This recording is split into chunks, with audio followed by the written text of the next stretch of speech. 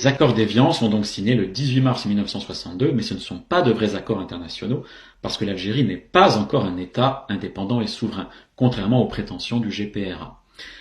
Ces accords contiennent deux séries de documents. D'abord, un cessez-le-feu et ensuite une série de déclarations générales engageant le gouvernement français et le FLN.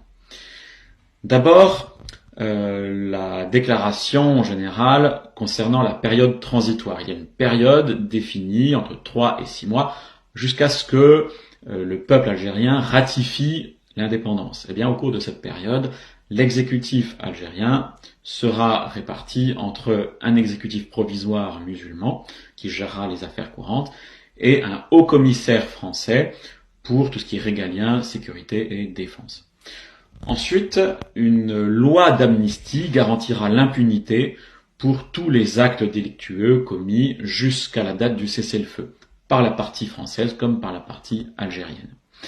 Ensuite, les colons français se voient garantir leurs droits civiques. Ils pourront encore voter.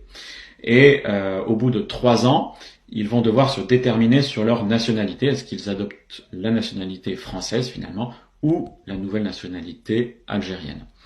Surtout, leurs droits de propriété seront garantis. Et ça, c'est un élément important des accords. En matière économique, l'Algérie s'engage à respecter les droits acquis des personnes physiques ou morales françaises.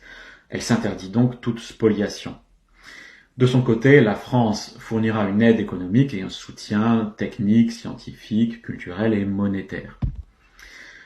Au sujet du pétrole saharien, l'Algérie s'engage à réserver aux sociétés françaises une sorte de privilège pendant 6 ans. Donc, ces sociétés françaises pourront exploiter plus facilement le pétrole saharien.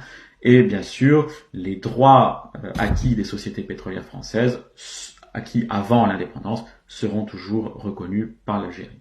Au plan militaire, la France retirera ses troupes en 2 ans, sauf les bases navales de Mers el-Kébir et la base